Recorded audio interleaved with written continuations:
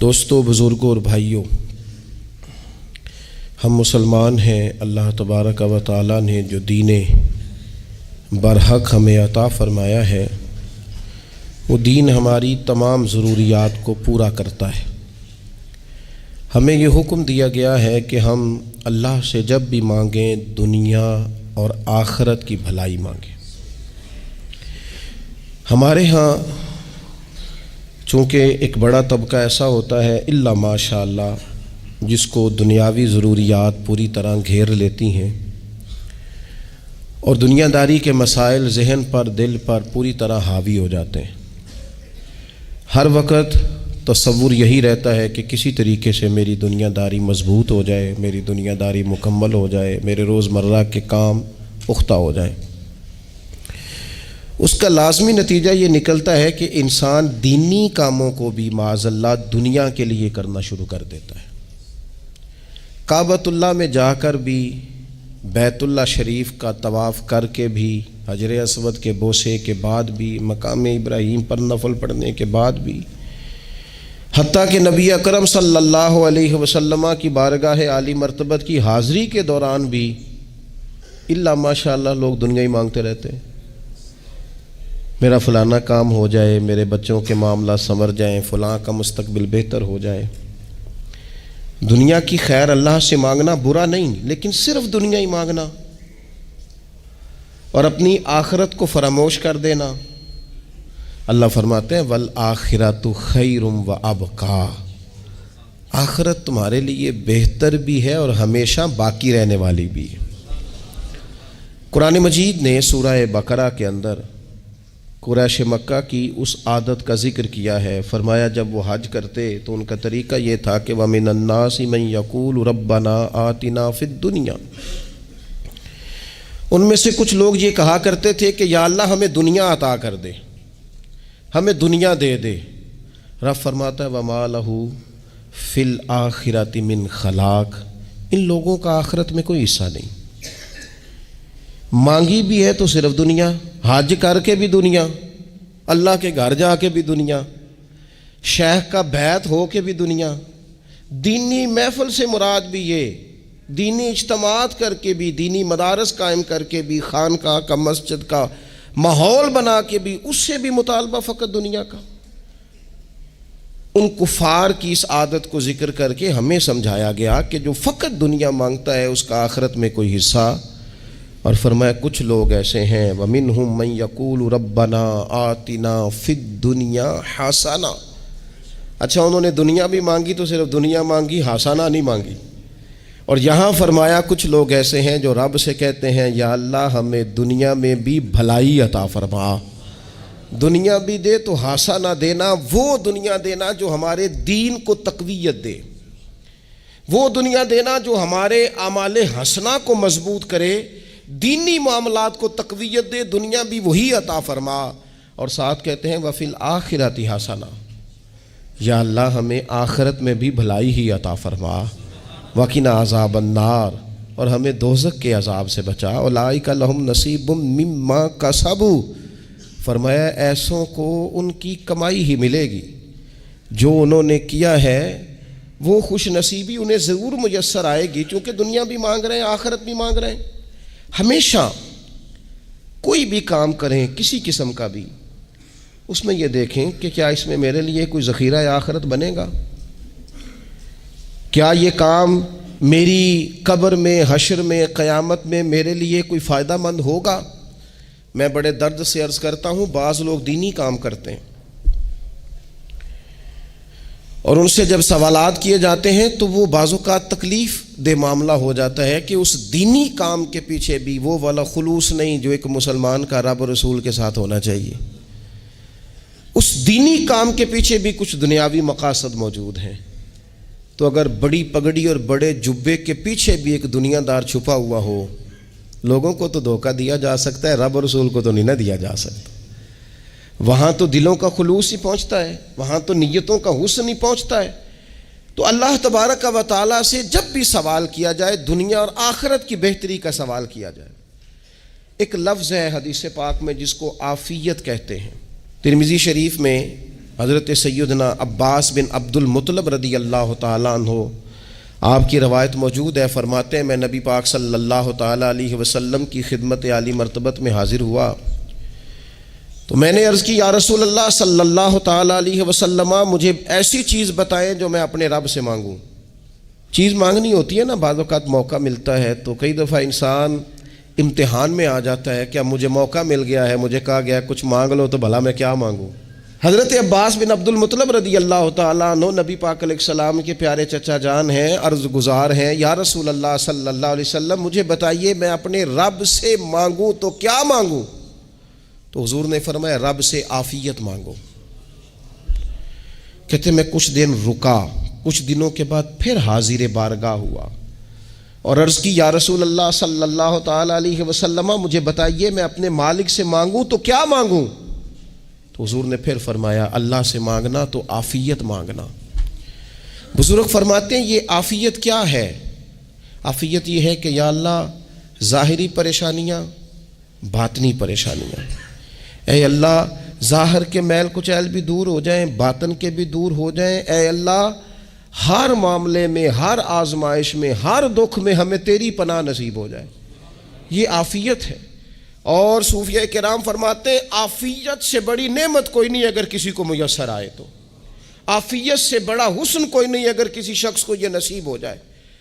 اور ایک اللہ والے نے تو ایک اور بڑا خوبصورت ترجمہ یہاں کیا ہے، وہ کہتے ہیں عافیت کا مطلب ہے دل کا قرار، عافیت کا مطلب ہے باطن کا سکون، عافیت کا مطلب ہے انسان کے مزاج کا حوصلہ، ٹھنڈک، بردباری۔ جس بندے کو عافیت نصیب ہو جاتی ہے گویا اللہ اسے سکون کی دولت عطا فرما دیتا ہے، تھوڑے پیسوں میں بھی سکون، بغیر شہرت کے بھی سکون، کوئی بات مان لے تب بھی سکون، کوئی دھتکار دے پھر بھی سکون، لوگوں کی گڈ بک میں ہو پھر بھی سکون، اور اگر لوگ سارے مخالفت میں آ جائیں تو چونکہ اللہ نے عافیت دی ہے پھر بھی سکون۔ اللہ تعالیٰ نے ان لوگوں کو قرار کی دولت، اللہ سے عافیت مانگی جائے، اس میں دنیا کی بھی بھلائی شامل ہے، آخرت کی بھی بھلائی شامل۔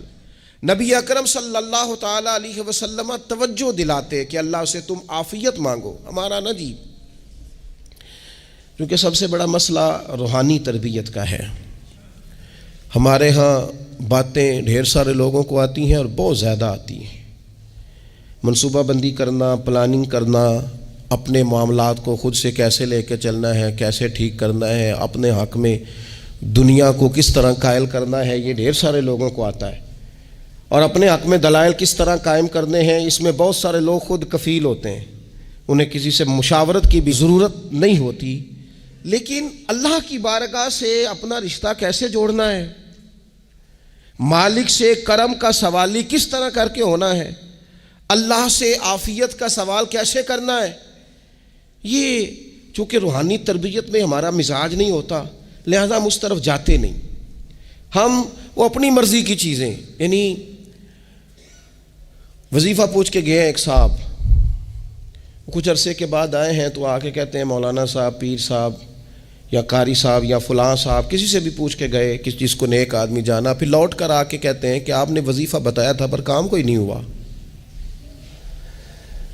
تو میں تو صاف کہتا ہوں اور کھلے دل سے کہتا ہوں کہ بھئی وظیفہ آپ کو بتایا تھا کہ اللہ کی رحمت متوجہ ہوگی، خدا کی رحمت کو آواز دینے کے لیے وظیفہ دیا تھا، کوئی بھی وظیفہ رب کو مجبور تو نہیں نہ کر سکتا معاذ اللہ۔ اور وظائف کس لیے پڑھے جاتے ہیں کہ جلدی سے معاملات ٹھیک ہو جائیں، میرے حق میں چیزیں بہتر ہو جائیں، تو اللہ کی رضا کے لیے پڑھے جاتے۔ تو وظائف کو، عبادات کو، نوافل کو، تلاوت کو، درود پاک کو تو رضا الہی کا ذریعہ بنانا چاہیے، لیکن ہم چونکہ ایک پورا الجھاؤ رکھتے ہیں اپنی دنیا داری کے معاملات سیدھے کرنے میں، ایک پورا خیر رکھتے ہیں، وہ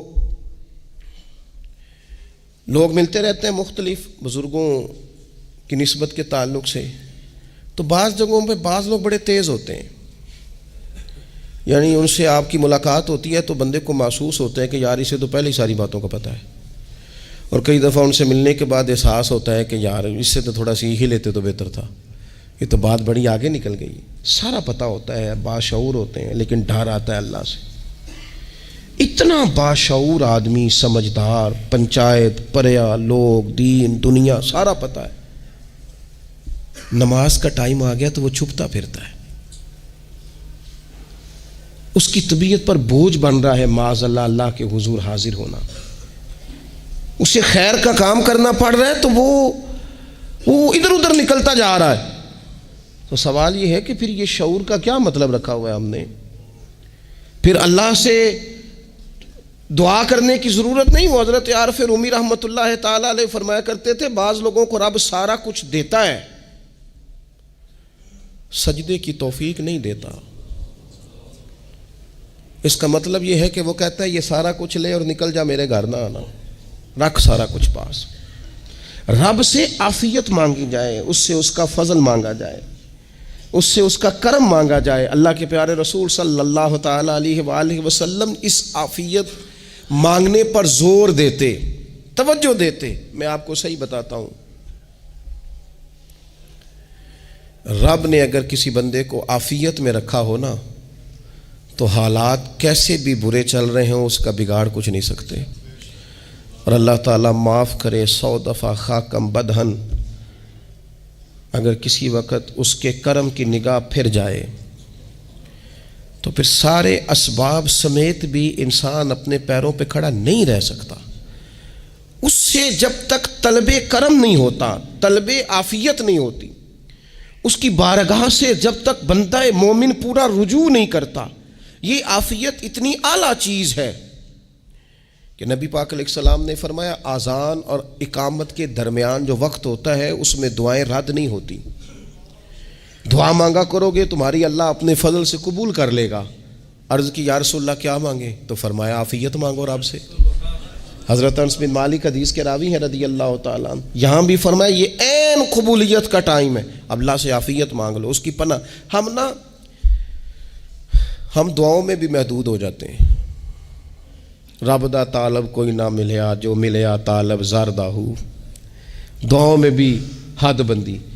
بعض اوقات بچے بھی تربیت کرتے ہیں نا، ایک مولانا ہے، ان کا خیال ہے کہ انہوں نے مجھ سے کچھ پڑھا ہے تو کبھی کبھی استاد جی کہہ دیتے ہیں، بہت پرانی بات ہے، انہوں نے مجھے فون کیا کہ اگر آپ کبھی تشریف لائیں، تو میں نے کہا پتر دعا مانگ اللہ کو چھوٹی جی گڈی دے وے۔ تو اس بچے نے میری بڑی تربیت کی، کہنے لگا استاد جی اللہ کو لو منگنی ہے تو وڈی ساری منگو، آپ نے محدود کیوں کیا کہ بھئی یہ چھوٹی سی اللہ گاڑی کیوں اللہ چھوٹی دے، رب دے تو بڑی دے اور رحمت سے دے، اللہ سے مانگنی ہے نا جی۔ ہم تربیت نہیں لیتے۔ میں نے اس کا شکریہ ادا کیا، میں نے کہا بیٹے تو نے بڑی سونی بات کی، اللہ تجھے اس کا اجر عطا کرے، اللہ تجھے برکات عطا کرے۔ اگر آپ نے سیکھنا ہے تو پھر آپ سیکھ لیں گے، اور اگر نہیں سیکھنا تو پھر یہی کہنا ہے ساری عمر لنگی بندہ کو نہیں ملیا، چونکہ مزاج نہیں ہے نا سیکھنے کا، اس لیے پھر ملا ہی کوئی نہیں، پھر ساری زندگی کو میسر ہی نہیں آیا، کسی نے نصیحت ہی نہیں کی، کوئی آنکھوں کو بھایا ہی نہیں، خود ہی بڑے سیانے تھے، خود ہی بہت بڑے تھے، اپنا قد ہی بڑا اونچا تھا، سب ٹھگنے چھوٹے اور کمزور اور بونے نظر آئے۔ عزیز بھائی، جب عافیت، ایک بزرگ تھے ہر وقت اللہ سے عافیت مانگتے تھے، ہر وقت اللہ سے عافیت مانگتے تھے، ہر وقت عافیت مانگتے تھے۔ لوگوں نے پوچھا، لوگ ان کو صالح جانتے تھے، نیک سمجھتے تھے، کہ حضور آپ اور کوئی دعا مانگتے نہیں، عافیت ہی مانگتے ہیں۔ فرمانے لگے میں مانگا کرتا تھا شروع میں، بعد میں خیال آیا ہے اور بھی دعائیں مانگا کرتا تھا، یہ احساس بعد میں نصیب ہوا۔ فرماتے میں مزدوری کرتا تھا، مال برداری کرتا تھا، ایک جگہ پہ ڈیوٹی کر رہا تھا تو تھک گیا، اور وہ جو کام لینے والے لوگ تھے ان کا رویہ بھی بڑا ترش تھا، تکلیف ہوئی، تو میں نے اپنے مالک کی بارگاہ میں عرض کی مالک اگر 2 روٹی بغیر مجھے مشقت کے مل جائے دن میں تو تیری بارگاہ تو بڑی کریم ہے۔ کہتے ہیں میں نے یہ دعا مانگ لی، ذرا میں تھوڑا آگے بڑھا تو 2 بندے آپس میں لڑ رہے تھے، میں ان کی صلح کرانے کے لیے، انہیں بچانے کے لیے آگے بڑھا، تو میں جس کو چھڑا رہا تھا دوسرے نے میرے اوپر ضرب لگا دی، میرا بھی سر پھٹ گیا۔ تھوڑی دیر کے بعد وہاں پولیس آ گئی، وہ تینوں کو لڑنے والا سمجھ کے اٹھا کے لے گئے، مجھے جیل ہو گئی، 2 روٹیاں بغیر مشقت کے روز ملنی شروع ہو گئی۔ دعا مانگی تھی نا کہ یا اللہ 2 روٹیاں مل جائے نا بغیر مشقت کے، کہتے ہیں وہ 2 روٹیاں روز ملتی، کوئی کام نہیں کرنا پڑتا تھا، پر جیل ہو گئی۔ فرماتے ہیں میں بڑا پریشان تھا، روز روٹیاں پابندی سے آتی اور بہترین آتی، کھانا ملتا۔ پھر کچھ عرصے کے بعد میں نے سوچا کہ یار یہ دعا تو قبول ہو گئی نا تیری، اب تو اگر اس پر کوئی الگ بات کرے گا تو وہ تو غلط کرے گا۔ کہتے پھر خود ہی میرے دل میں اللہ نے بات ڈالی اور میں نے عرض کی مالک 2 روٹیاں نہیں، مجھے تو عافیت چاہیے، مجھے تو عافیت دے، میرے اوپر تو کرم فرما، تو نظر رحمت کر، جے ایک قطرہ بخشے مینوں، جے ایک قطرہ بخشے مینوں تے کام بن جاندا ہی میرا، مہربانی کر، عافیت عطا کر۔ فرماتے پھر خدا نے کرم کیا، کہاں سے اسباب بنے میرے جیل سے چھوٹنے کے، کون کون میرے ضمانتی بنے اللہ ہی جانتا ہے۔ فرماتے ہیں دروازے بھی کھل گئے، رزق بھی ملتا ہے، صحت بھی میسر ہے، سجدہ بھی کر لیتا ہوں، سویرے تلاوت بھی کرتا ہوں، شام کو مدینے والے کی بارگاہ میں رج کے درود و سلام بھی عرض کرتا ہوں، میں ممکن ہوتا ہے تو کسی غریب کی داد رسی بھی کرتا ہوں۔ اب سمجھ آئی ہے، ربنا آتنا فی الدنیا حسنۃ وفی الآخرۃ حسنۃ وقنا عذاب النار۔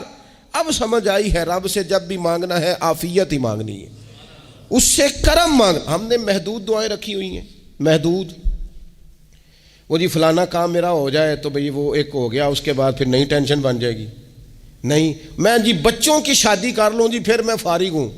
آپ شادی کر کے دیکھیں، لاگو پتہ جائے گا کیسے فارغ ہوتے ہیں۔ آپ یہاں رکتے کیوں ہیں؟ آپ خدا سے عافیت کیوں نہیں طلب کرتے؟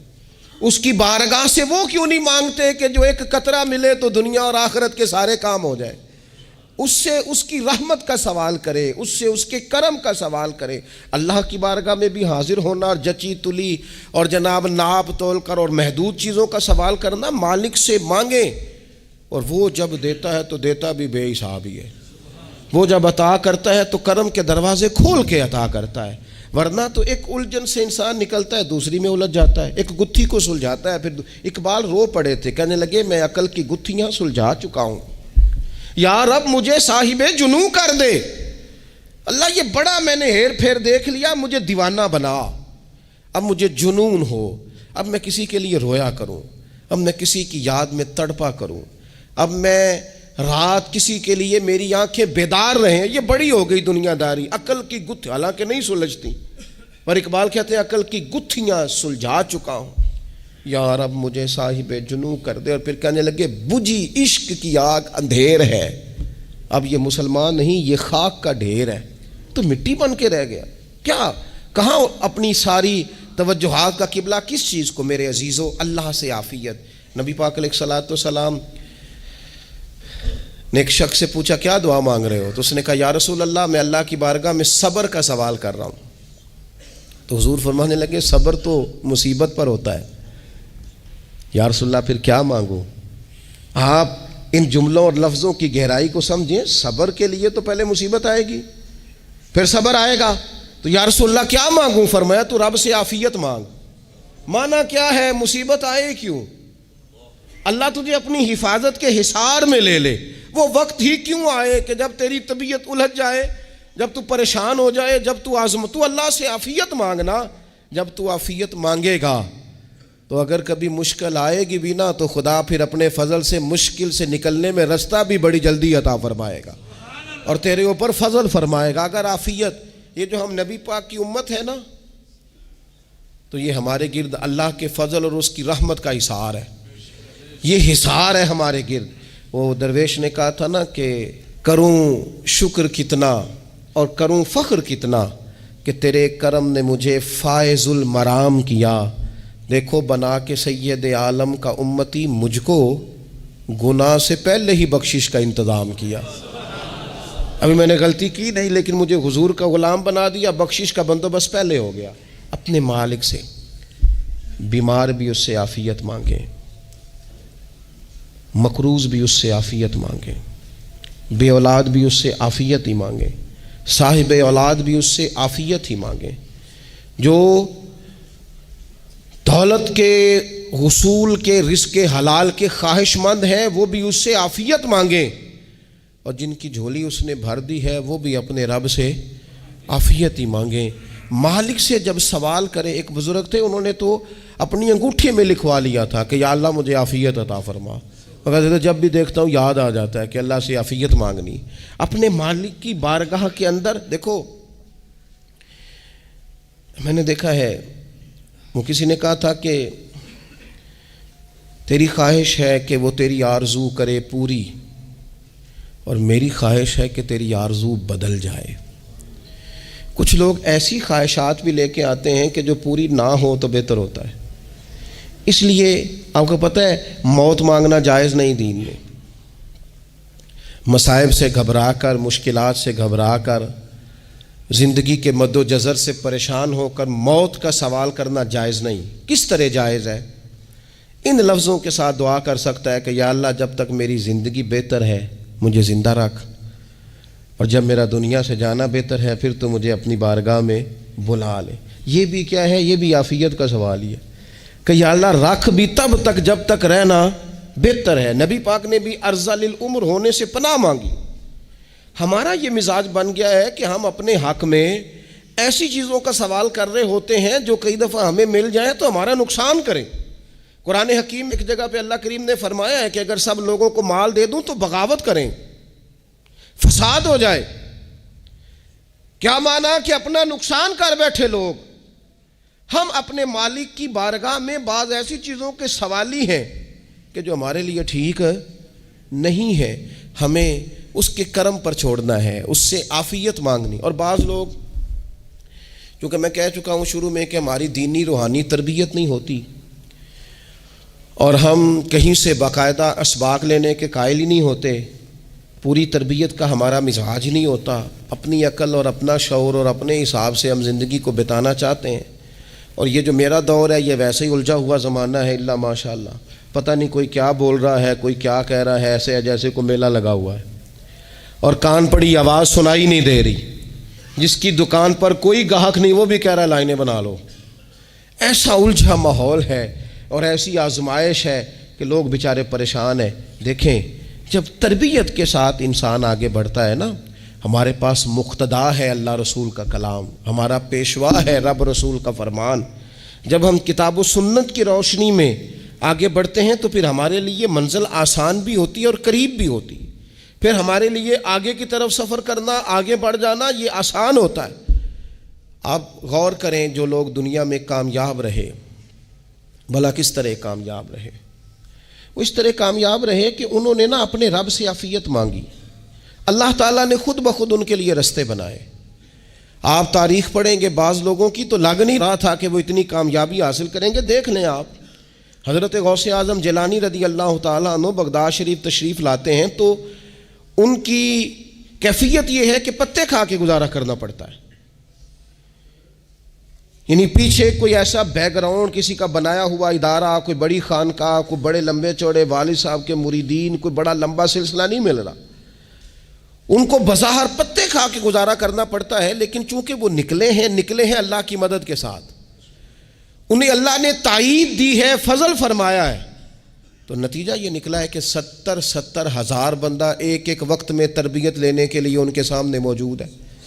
یہ اللہ نے اسباب بنائے ہیں، کیونکہ جب رب عافیت عطا کرتا ہے تو پھر اللہ اسباب بھی پیدا فرماتا ہے. ہمارا ذہن تو تھک جاتا ہے سیاست کرتے کرتے. ہم تو جناب پوری ترتیب سے ہمیں سلیقہ آتا ہے کس طرح کر کے کس بندے کو کیسے قائل کرنا ہے. پورے طور پر ہم وہ ساری زندگی سیاست کرتے رہتے ہیں. وہ خاندانوں میں بھی چلتی ہے، گلی محلے میں بھی چلتی ہے، دوستوں میں بھی چلتی ہے، اور بعد میں پتہ چلتا ہے کہ یہ پتے کھیل کون رہا تھا. اصل میں صلح کرانے والا تھا کہ لڑائی کرانے والا تھا. یہ سب کا خیر خواہ تھا، یہ سب کی ذہن کے اندر فطور کی آمیزش ہی اس شخص کی وجہ سے تھی. ہم چونکہ وہ خاص عافیت اللہ سے نہیں مانگتے، ہماری مخصوص سیاست ہوتی ہے سبھی کو راضی رکھو. اس کا نتیجہ یہ نکلتا ہے کہ ایک ٹائم آتا ہے کوئی بھی راضی نہیں رہتا. ہم اگر اپنے مالک کی طرف رجحان کریں اور اللہ نے جو ہمیں شعور دیا ہے اس شعور کو لے کر اللہ کی بارگاہ کی طرف بڑھیں. آپ یقین کریں اعلیٰ حضرت بریلوی رحمۃ اللہ علیہ کی کتابیں ہیں، ایک ایک کتاب پر پی ایچ ڈی ہو رہی ہے، اور انہوں نے 150 سال پہلے بیٹھ کر جو کچھ لکھا تھا بین ہی لفظ بلفظ اس کی ضرورت آج محسوس ہو رہی ہے اور آنے والے وقت میں بڑھ رہی ہے. لیکن ان کے پاس کوئی ٹیم نہیں تھی، 50 لوگ نہیں تھے جو ان کے پاس بیٹھ کے لکھواتے، اپنا پریس نہیں تھا، ایسے لوگ نہیں تھے کہ جن کو پتہ ہوتا کہ کتاب ہم کل چھاپیں گے اور اتنے فیصد یہ مارکیٹ میں نکل بھی جائے گی. ایسا کچھ نہیں تھا. کیا تھا؟ اللہ کی مدد ساتھ تھی، تائید ایزوی ساتھ تھی، اللہ نے اپنی عافیت میں رکھا تھا. وہ قرآن مجید کی آیت کا ترجمہ کرتے ہیں نا اعلیٰ حضرت اہدنا الصراط المستقیم، یا اللہ ہمیں سیدھی راہ پہ چلا. بہت سارے مفسرین نے کہا اے اللہ ہمیں سیدھا راستہ دکھا، فرماتے ہیں اے اللہ ہمیں سیدھی راہ پر چلا۔ تو کسی نے کہا حضور یہ چلا اور دکھا میں کیا فرق ہے؟ فرمانے لگے دکھانے کا مطلب یہ ہوتا ہے کہ کسی نے پوچھا میں نے گجرانوالہ جانا ہے، تو دکھانا یہ ہے کہ اسے کہا یہاں سے باہر نکلو، روڈ پہ چڑھ جاؤ، سیدھے جاؤ گے، ایک پول آئے گا، اسے کراس کرنا، نیچے اترنا، وہاں سے شہر شروع ہو جائے گا۔ پھر اس نے اگر کوئی اندرونی جگہ شہر کی پوچھ لی تو اس کو کہا کہ رائٹ ہو جانا، پھر لیفٹ ہو جانا، پھر آگے کسی سے مزید۔ یہ ہے راستہ دکھانا، اور ایک ہے چلانا۔ اس نے کہا میں نے گجرانوالہ جانا ہے، تو اس نے کہا ساتھ بیٹھنا میری گاڑی پہ، جہاں تو نے جانا ہے میں چھوڑ کے آتا ہوں۔ یہ راستے پہ چلانا ہے، یہ مقام تفکر ہے، آپ اس پر غور فرمائیں گے۔ کہتے ہیں یا اللہ تو ہمیں راستہ دکھائے گا اور دکھاتا ہے، لیکن چاروں جانب شیطان بھی تو بیٹھا ہے نا، فتنے بھی تو ہے نا، تو اگر تیری رحمت ساتھ ساتھ رہے، مانا کہ محبت کے سفر میں ہر گام پہ 100 مشکل ہے، لیکن یہ سفر آسان بھی ہے اگر ساتھ تمہارا ہو جائے۔ اگر تو ساتھ چلے تو پھر یہ سفر مشکل ہے۔ وہ ہارون رشید نا اپنے محل کی چھت پہ ٹہل رہا تھا، سب سے اوپر والے چوارے پر، نیچے سے حضرت بہلول دانا گزر رہے تھے، اوپر اس کے ساتھ سپاہی بھی تھے، گن مین بھی تھے۔ اس نے کہا یہ بابا تو ذرا اوپر اٹھاؤ۔ انہوں نے ایک ڈولی، ایک ٹوکری سمجھ لیں، اس کو رسیاں باندھ کے نیچے پھینکا۔ نیچے جو سپاہی تھے ان کو کہا کہ یہ بابا جی کو پکڑ کے اس میں بٹھاؤ۔ انہوں نے جبرن تھاما بابا جی کو، اس میں ڈالا، اوپر والوں نے کھینچ لیا۔ 2-3 منٹ لگے۔ ہارون رشید کے سامنے حضرت بہلول دانا پہنچ گئے تو تھوڑے ناراض بھی ہوئے کہ یہ کوئی طریقہ تو نہیں نا بلانے کا۔ ملاقات ہوئی تو کہا کیوں بلایا؟ کہنے لگا ایک مسئلہ پوچھنا تھا۔ فرمانے لگے بادشاہ ہے نا، تیرے مسئلے پوچھنے کا بھی اپنا ہی انداز ہے، پوچھ مسئلہ۔ کہنے لگا بابا پوچھنا تھا کہ آپ اللہ تک کیسے پہنچے؟ حضرت بہلول دانا چپ کر گئے۔ 2-4 منٹ کے بعد کہنے لگے جس طرح ابھی زمین سے تیرے تک نہیں پہنچا، بالکل اسی طرح ہی پہنچ گیا ہوں رب کریم کی بارگاہ تک، اور وہ بھی جو اس نے کرم فرمایا ہے، ورنہ میں تو نہیں سمجھتا کہ میں پہنچ گیا ہوں، وہ بھی اگر تیری خوش گمانی ہے۔ ہارون رشید کہنے لگا مجھے سمجھ نہیں آئی۔ فرمانے لگے تو بادشاہ جو ہے اتنی جلدی کیسے سمجھ میں آئے گی تجھے بات؟ فرمانے لگے اگر میں تجھ سے ملنا چاہتا نا تو میں ایک درخواست لکھتا، پھر کسی وزیر سے سفارشی سائن کراتا، پھر وہ جمع کراتا، پھر مجھے ٹائم ملتا کہ فلاں دن فلاں تاریخ فلاں ٹائم آ جانا، پھر آ کے میں لائن میں لگتا۔ پھر بھی تو بادشاہ ہے، تیرا موڈ بنتا ملنے کا کہ نہ بنتا۔ جب میں چاہتا تو پتہ نہیں کتنا ٹائم لگ جاتا، جب تو نے چاہا ہے نا تو 1 منٹ بھی نہیں لگا۔ فرمانے لگے میں نے دعویٰ ہی نہیں کیا کہ میں جد و جہد کر کے پہنچوں گا، میں نے تو رب کی بارگاہ میں عاجزی کی ہے، پھر رب نے ہی کرم فرمایا ہے، اسی نے مہربانی کی ہے۔ مانا کہ محبت کے سفر میں ہر گام پہ 100 مشکل ہے، لیکن یہ سفر آسان بھی ہے اگر ساتھ تمہارا ہو جائے۔ اس کے کرم کا ساتھ رہا ہے، اس سے عافیت مانگی ہے، اپنے آپ کو اس کے سپرد کیا ہے تو اس نے کرم کر دیا۔ جب تک یہ مزاج نہیں ہم بناتے کہ مالک سے عافیت کا سوال کریں، اپنے آپ کو اپنے رب کے حوالے کر دیں، اس کی رحمتوں کے سپرد کر دیں، اتنی دیر تک زندگی میں ٹھہراؤ نہیں آتا، قرار نہیں آتا۔ مشکات میں موجود ہے، اللہ کے پیارے رسول صلی اللہ تعالیٰ علیہ وسلم تیمارداری کے لیے گئے تو صحابہ کرام فرماتے ہیں وہ بندہ نا اتنا پتلا نحیف اور لاغر ہو گیا تھا جس طرح چڑیا کا بچہ ہوتا ہے، کمزوری ضعف طاری تھا۔ تو محبوب کریم نے اسے دیکھا تو بڑے کریمانہ انداز میں کریم فرمانے لگے تو کوئی دعا نہیں مانگتا، تو عافیت نہیں مانگتا اللہ سے؟ عرض کی یا رسول اللہ صلی اللہ تعالیٰ علیہ وسلم، میں نے اپنے رب کی بارگاہ میں عرض کی ہے مالک قیامت کا عذاب بڑا سخت ہے، میں نہیں برداشت کر سکتا، تو نے اگر مجھے کوئی سزا دینی ہے تو یہیں دے لے، قیامت کو نہ دینا۔ تو کہتے ہیں محبوب فرمانے لگے سبحان اللہ، او خدا کے بندے تو رب کی سزا دنیا میں بھی نہیں سہ سکتا، اللہ سے یہ بھی سوال نہ کر، تو رب سے کہہ ربنا آتنا فی الدنیا حسنۃ وفی الآخرۃ حسنۃ وقنا عذاب النار۔ تو رب سے دنیا میں بھی حسنہ مانگ، بھلائی مانگ، تو آخرت کے لیے بھی بھلائی مانگ، تو اس سے عافیت کا سوال کر۔ تو نے یہ سوال کیوں کیا؟ عرض کی یا رسول اللہ کرم ہو گیا ہے، مجھے سمجھ آ گئی ہے، اب میں اسی طرح ہی کروں گا۔ عزیز دوستو ہم کہاں سہ سکتے ہیں؟ ہم دنیا میں رب کی سزا ہم نہیں سہ سکتے، ہم کمزور ہیں تو گرمی نہیں سہ سکتے، شدید سردی نہیں سہ سکتے، شدت کی بھوک لوگ نہیں سہ سکتے، کوئی آزمائش نہیں سہ سکتے۔ وہ جو لوگ بعض اوقات کہہ دیتے ہیں نا جی فلاں چیز ہمارے اعمال کا نتیجہ ہے، تو میں کیا کرتا ہوں، نہ کو یار، ہم تو یہ بھی نہیں سہ سکتے، ہم کہاں برداشت کر سکتے ہیں، ہمیں تو وہ معاف ہی فرمائے، ہم حساب والے ہے ہی نہیں، ہم تو صرف معافی والے ہیں۔ ہم سے نہ حساب پوچھے، اس نے حساب پوچھا تو پھر تو بڑی مشکل ہو جائے گی، اگر اس نے حساب پوچھا تو بڑی رسوائی ہو جائے گی، اگر حساب پوچھا تو مشکلات سامنے دکھائی دینے لگ جائیں گی۔ ہم سے تو وہ درگزر والا معاملہ کرے، ہم سے تو وہ کہے جا میں نے محبوب کے صدقے تجھے معاف کیا، جا تیرے لیے رحمت اور بخشش والا فیصلہ کیا۔ وہ کوئی سبب، اس کی رحمت کسی سبب کو دیکھ لے اور درگزر کر لے۔ تو آج کی پوری گفتگو میں آج آپ کو بڑی ذمہ داری سے یہ گزارش کر رہا ہوں، اللہ سے عافیت مانگے، ہر وقت عافیت مانگے۔ میری سالوں سے روٹین ہے، میں دعا مانگتا ہوں، اللہم انا نسألک العفو والعافیت فی الدین والدنیا والآخرہ۔ اور یہ خاموش تبلیغ ہوتی رہی، میں مانگتا رہا، کئی بچوں کو ویسے یاد ہو گئی، اس کو یاد کر لیں، اللہ سے عافیت مانگے، دین میں، دنیا میں، آخرت میں، اس کو اپنا مزاج بنائیں۔ اللہ تبارک و تعالی ہم سب کو عافیت نصیب فرمائے۔ آخر دعوانا الحمدللہ۔ امید ہے آپ سب لوگ خیریت سے ہوں گے۔ اللہ تعالیٰ آپ سب کو اپنے حفظ و امان میں رکھے، آپ کی جان میں، مال میں، عزت و آبرو میں خیر و برکت عطا فرمائے۔ اگر آپ نے ابھی تک اس چینل کو سبسکرائب نہیں کیا ہے تو اس کو سبسکرائب کر لیں تاکہ ہر نئی آنے والی ویڈیو کا نوٹیفیکیشن آپ کو بر وقت مل سکے۔